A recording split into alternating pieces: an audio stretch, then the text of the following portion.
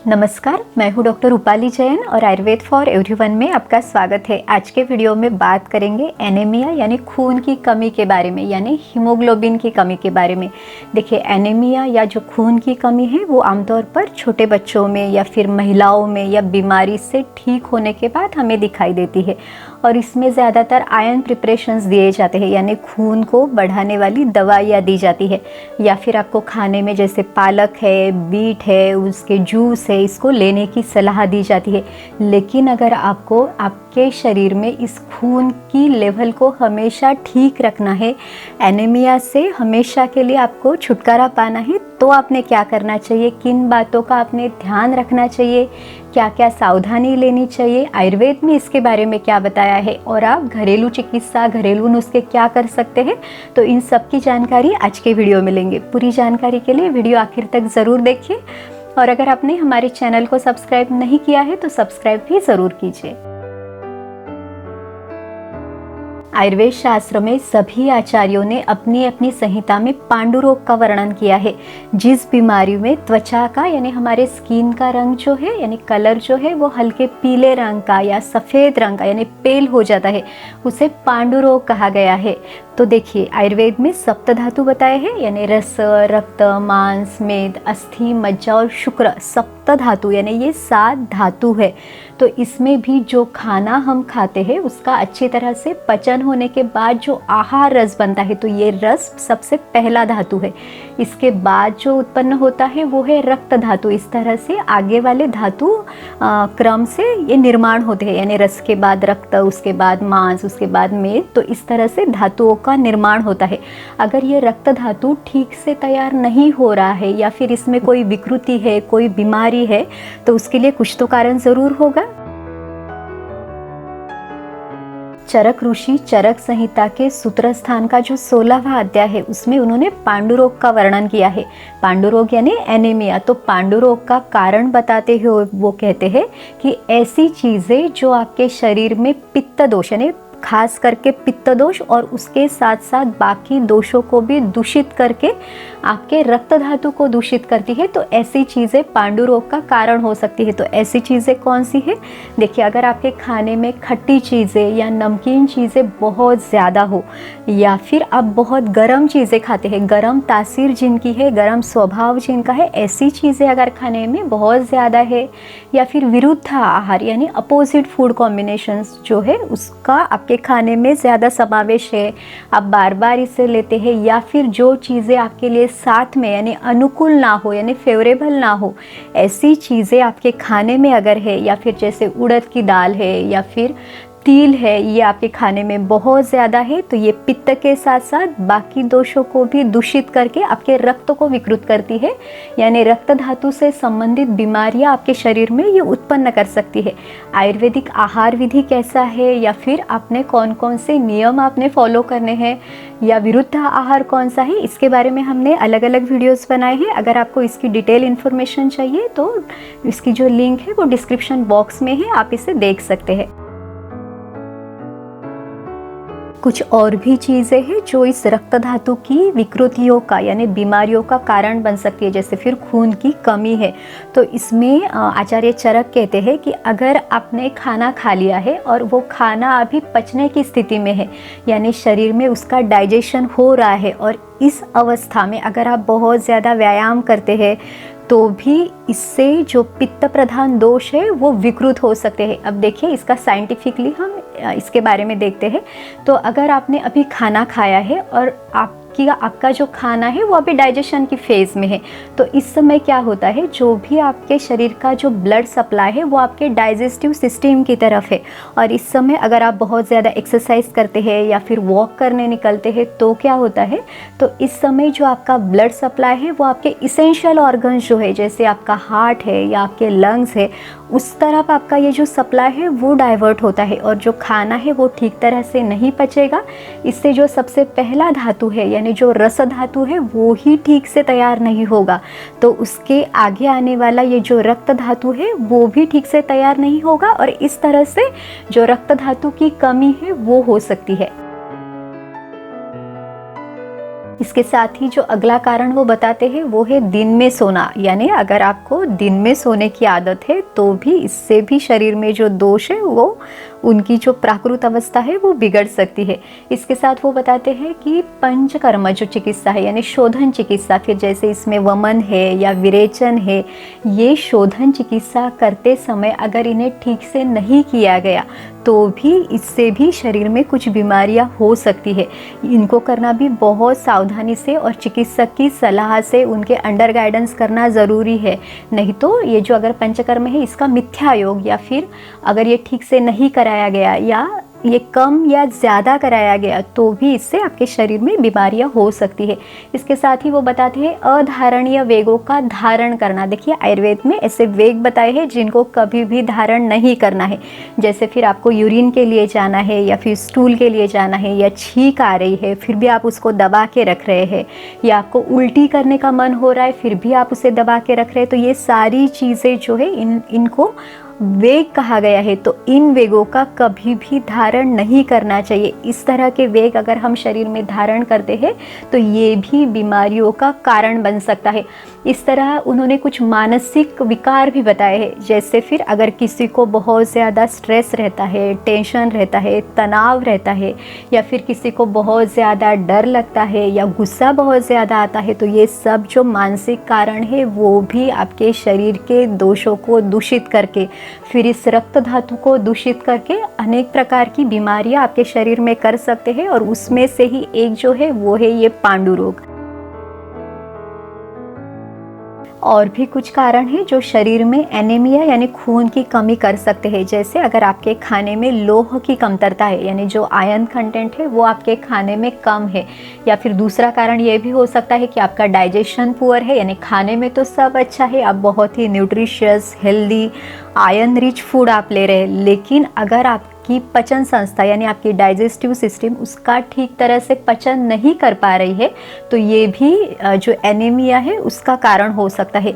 तीसरा कारण ये है कि अगर शरीर में कहीं भी रक्तस्राव होता है यानी ब्लीडिंग टेंडेंसी है, जैसे अगर महिलाओं में उनको मासिक धर्म के समय अगर उनको रक्तस्राव बहुत ज़्यादा होता है, या फिर अगर किसी को बवासीर की यानी पाइल्स की तकलीफ़ है और रक्तस्राव होता है तो ये भी इसका एक प्रमुख कारण हो सकता है।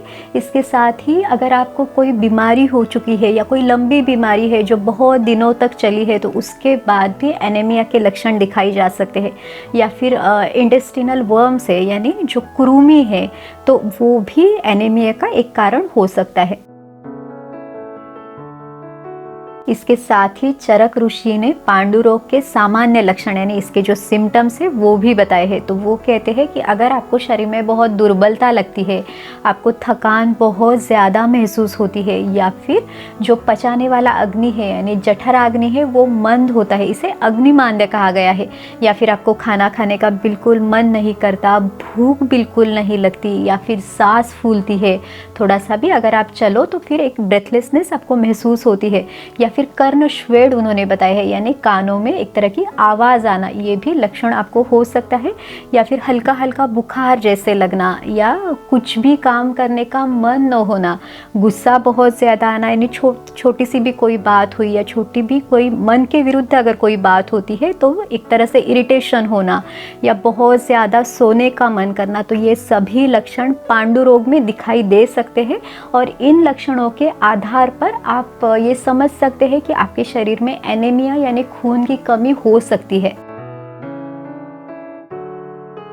आयुर्वेद में ये जो पांडु रोग है इसके प्रकार भी उन्होंने बताए हैं, यानी इसके टाइप्स क्या है वो भी बताए हैं। तो इसमें वात के कारण होने वाला, या पित्त के कारण होने वाला, कफ के कारण होने वाला, या तीनों दोषों के कारण होने वाला, या फिर मृद भक्षण जन्य यानी अगर किसी को मिट्टी खाने की आदत है तो उसके कारण भी शरीर में खून की कमी हो सकती है।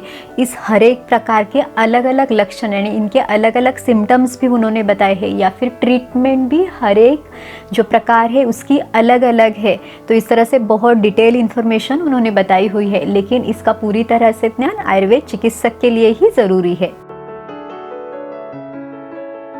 आयुर्वेद में पांडु रोग की चिकित्सा भी बहुत डिटेल में उन्होंने बताई है। सबसे पहला चिकित्सा सूत्र जो है वो है निदान परिवर्जन, यानी क्या, तो बीमारी का जो कारण है उसको दूर करना बहुत ज़रूरी है और ये सबसे पहली और सबसे इम्पॉर्टेंट चीज़ है।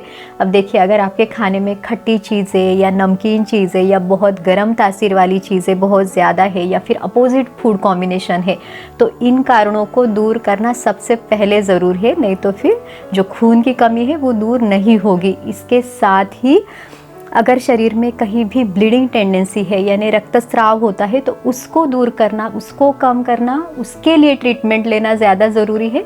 अब देखिए, जैसे किसी को पाइल्स की तकलीफ़ है, उनको खून बहुत ज़्यादा जाता है और आप उनको सिर्फ खून बढ़ाने वाली दवाई दे रहे, तो फिर काम कैसे चलेगा।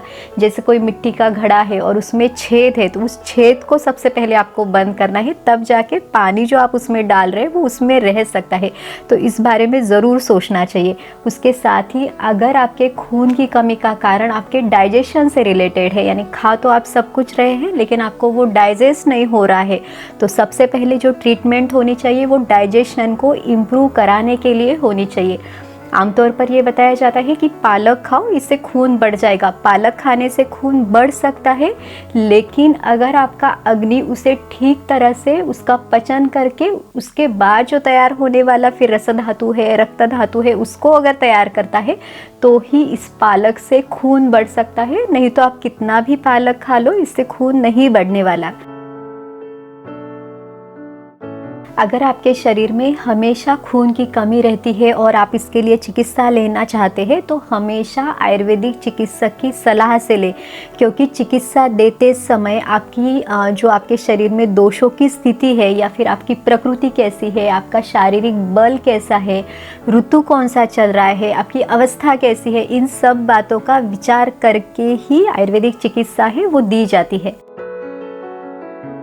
आयुर्वेद में जो पांडु रोग का चिकित्सा सूत्र बताया है, उन्होंने उसमें स्नेहन करके यानी घृतपान करके, खुद जो आयुर्वेदिक औषधियों से घी को सिद्ध करके उस घी को पीने के लिए दिया जाता है। उसके बाद जो वमन विरेचन जैसे पंचकर्म है, इनको करा के शरीर का शोधन किया जाता है, यानी एक तरह से शुद्धि की जाती है और उसके बाद आयुर्वेदिक दवाइयाँ शुरू की जाती है। कारण के अनुसार भी जो चिकित्सा है वो अलग अलग हो सकती है। जैसे मृद भक्षण जन्य पांडु है, यानी मिट्टी खाने से अगर किसी को खून की कमी है तो और अगर वो व्यक्ति मिट्टी खाना नहीं छोड़ सकता, तो इस अवस्था में जो मिट्टी वो खा रहा है उस मिट्टी को भी आयुर्वेदिक वनस्पतियों के रस से उसको सिद्ध करके फिर वो मिट्टी उसे खिलाई जाती है और इस तरह से वो जो कारण है उसको दूर किया जाता है। इसी तरह फिर शरीर में दूसरी भी अगर कोई बीमारी है, जैसे अगर किसी को, हमने पहले भी बताया कि अगर किसी को पाइल्स की तकलीफ है या फिर वर्म्स है तो उसको ट्रीट किया जाता है, या फिर अगर आपके अग्नि से संबंधित अगर कोई बीमारी है तो उसको ठीक किया जाता है। तो इस तरह कारण की भी चिकित्सा की जाती है और जो लक्षण दिख रहे हैं उसकी भी चिकित्सा की जाती है। बहुत सारी अलग अलग आयुर्वेदिक दवाइयों का इस खून की कमी में इस्तेमाल किया जा सकता है, जैसे फिर धात्री लोह है या फिर लोहा सव है, पुनर्नवादि मंडूर है या फिर मंडूर भस्म है। इस तरह की बहुत सारी मेडिसिन है, लेकिन एक ही मेडिसिन एक ही डोज में सबके लिए सूटेबल नहीं है। हर एक व्यक्ति की अवस्था के अनुसार, उसके कारण के अनुसार, उसकी प्रकृति के अनुसार, दोषों की स्थिति के अनुसार इस मेडिसिन की निश्चिति यानी कौन सी मेडिसिन किसके लिए सूटेबल है ये भी डिसाइड किया जाता है। यहाँ तक कि डोजेस भी हर एक के लिए अलग अलग हो सकते हैं। कुछ घरेलू इलाज या फिर घरेलू नुस्खे भी एनीमिया को यानी खून की कमी को दूर करने के लिए बहुत असरदार हो सकते हैं। तो हम ये देखते हैं कि ये क्या क्या है और ये सभी चीज़ें आपको बहुत ही आसानी से मिल जाएंगी, आपके घर में भी होंगी। तो इसका यूज़ कैसे करना है वो देखते हैं। तो देखिए, ये जो है ये है काला मुनक्का यानी ब्लैक रेजिन्स। तो ये जो है ये खून की कमी को दूर करने के लिए बहुत अच्छा है। इसके जो 8-10 मुनक्के हैं, ये इनको आपने रात को थोड़े से पानी में इनको भिगोना है। इसके साथ ही ये जो है ये है काला खजूर है, ये भी आप 1 से 2 खजूर आप रात को इसी पानी में आप इसको डाल सकते हैं। और सुबह आपने इन दोनों को ही अच्छी तरह से चबा के लेना है और जो पानी बचा है उसको भी पीना है। तो ये भी एक बहुत असरदार इलाज हो सकता है। इसके साथ ही ये जो है ये है ड्राई डेट्स, यानी ये खजूर है इसका ही यानी डेट्स है, और ये है ड्राई डेट्स। तो इसका इस्तेमाल भी आप कर सकते हैं। इसको आप इसके छोटे छोटे टुकड़े बना के, इसकी जो गुठली है उसको निकाल देना है और इसके छोटे टुकड़े बना के आप इस तरह से इसका पाउडर बना के रख सकते हैं। देखिए ये इसी ड्राई डेट का ये पाउडर है, तो इसका सेवन भी आप कर सकते हैं।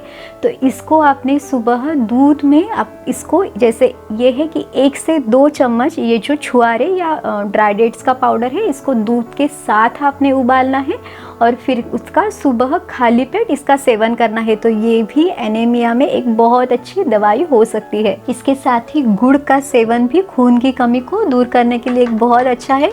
तो जो घर में मूंगफली रहती है तो मूंगफली और गुड़ के लड्डू आप बना के रख सकते हैं, या फिर इस तरह के लड्डू जो इसमें ये जो ड्राई डेट्स का पाउडर है, गुड़ है, थोड़ा सा ड्राई फ्रूट है, इस तरह के लड्डू भी आप बना के रख सकते हैं। ये सभी चीज़ें एक साथ नहीं लेनी है, इसमें से एक एक चीज़ का इस्तेमाल आप कर सकते हैं। इसके साथ ही जो एक सबसे इम्पॉर्टेंट चीज़ है वो है विटामिन सी, क्योंकि विटामिन सी खाने में जो लोह की मात्रा है यानी आयरन है उसके एब्सॉर्प्शन के लिए बहुत ज़रूरी है। और इसमें जो नींबू है वो एक बहुत अच्छी औषधि हो सकती है। नींबू की छोटी सी स्लाइस यानी बहुत इतनी ही छोटी आप खाने में रख सकते हैं।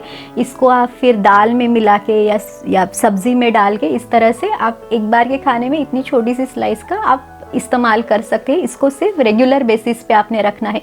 उसके साथ ही विटामिन सी का एक सबसे अच्छा सोर्स, और सिर्फ विटामिन सी ही नहीं, जो उत्कृष्ट रसायन है ये जो आंवला है, इसका सेवन आप नियमित तौर पे कर सकते हैं। अब जब ये फ्रेश मिलता है तो फिर आप इसे ले ही सकते हैं, लेकिन इसका मुरब्बा बना के आप रख सकते हैं, या फिर इसका शरबत घर में बना के, इसकी कैंडी बना के भी आप रख सकते हैं, और इसका भी नियमित तौर से आप सेवन कर सकते हैं।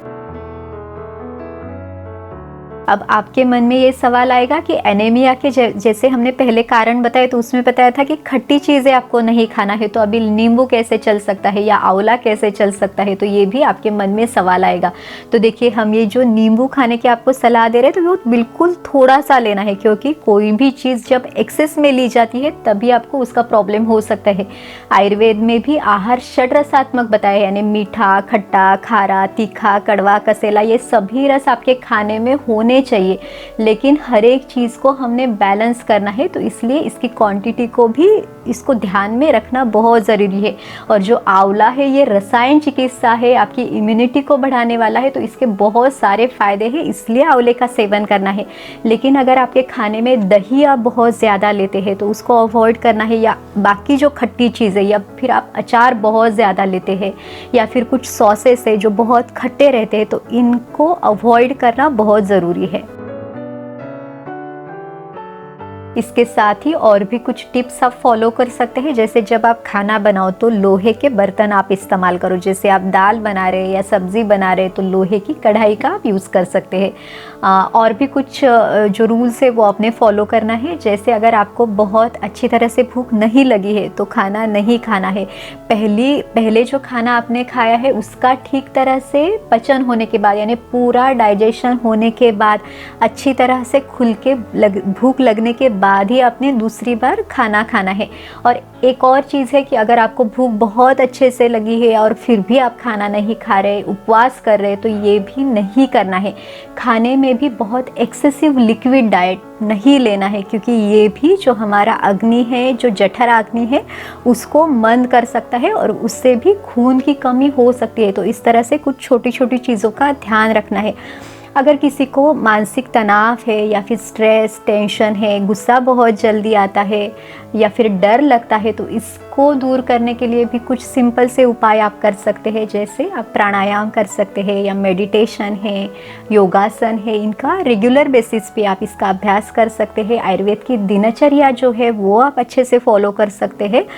यहाँ तक कि अगर आपको कोई बीमारी हुई है तो बीमारी के दौरान भी आपने जो पथ्य का पालन है वो करना है, आपके खान पान के बारे में अच्छे से ध्यान रखना है, पूरी तरह से रेस्ट लेनी है और बीमारी से ठीक होने के बाद भी जब तक आप पूरी तरह से नॉर्मल स्थिति में नहीं आ जाते तब तक भी इस पथ्य का पालन आपने ज़रूर करना है। तो इस तरह से आज के वीडियो में हमने खून की कमी को दूर करने के लिए आप क्या क्या कर सकते हैं, किन बातों का ध्यान रख सकते हैं, इस पर हमने इस वीडियो में आपको पूरी जानकारी देने की कोशिश की है। आप भी इन बातों पे अमल ज़रूर करके देखिए और अगर आपको ये वीडियो अच्छा लगा तो लाइक शेयर और सब्सक्राइब कीजिए। फिर मिलेंगे अगले वीडियो में। आयुर्वेद को अपनाइए, स्वस्थ रहिए। नमस्कार।